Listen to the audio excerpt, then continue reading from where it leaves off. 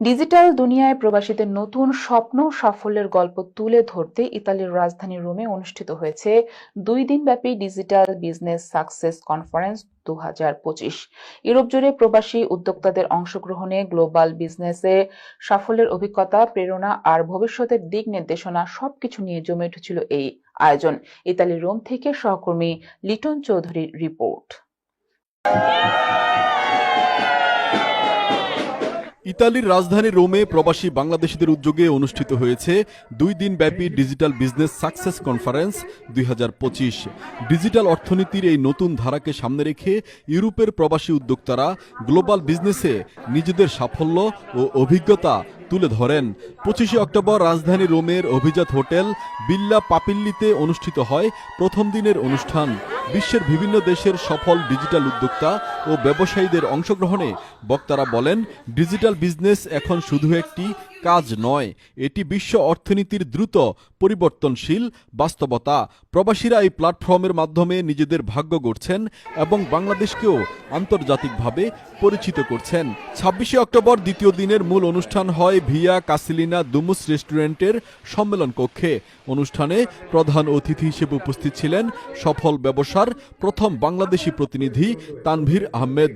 তিনি বলেন, digital business এখন একটি গ্লোবাল মুভমেন্ট। প্রবাসীরা চাইলে প্রযুক্তির সাহায্যে নিজেদের আর্থিক ও সামাজিক অবস্থানকে শক্তিশালী করতে পারেন। এখন আমাদের প্রায় 2000-এর মতো বাংলাদেশি ওয়ার্ল্ড ওয়াইড করতেছে। ইনশাল্লাহ আগামী 10 বছরে এখানে 2 লাখ এবং এক সময় হয়তো ইনশাল্লাহ 20 লাখ মানুষ আমাদের এই বিজনেসটা করবে বাংলাদেশে। ইনশাল্লাহ ক্ষতি হওয়ার কোনো সম্ভাবনা নেই, একদম জিরো ক্ষতি হওয়ার সম্ভাবনা।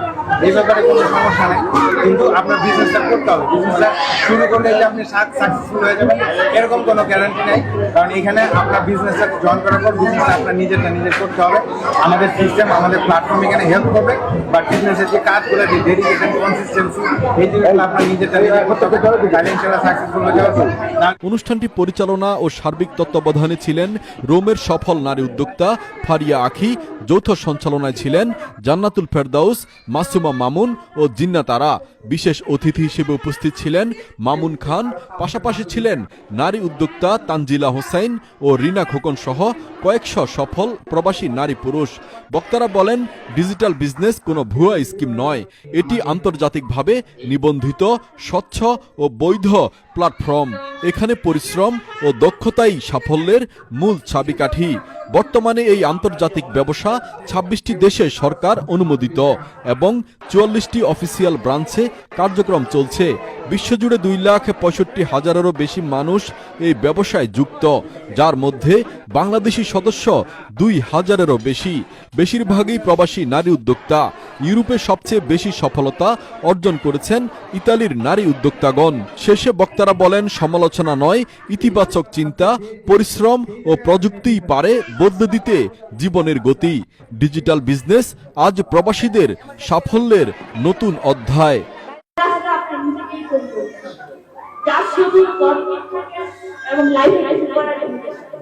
একটা কথাই বলবো যে আপনি যদি একজন মানুষ হয়ে আমার আইডেন্টি তৈরি করতে চাই, স্বাবলম্বী হতে চাই এবং নিজের একটা সুপ্রতিষ্ঠিত পরিচয় তৈরি করতে চাই সামাজিকভাবে, তাহলে এই বিজনেসটা অবশ্যই আমাদের নারীদের জন্য।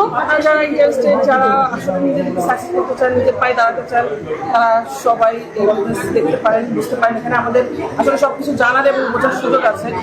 আমি কিছু একটা খুঁজছিলাম, যার কারণে আমি এই বিজনেসটা যখন আমি পাই তখন আমার কাছে মনে হচ্ছে আমার জন্য পুরোপুরি সুইটেবল একটা জিনিস। ইতালি থেকে লিটন চৌধুরী, NTV, ইউরোপ।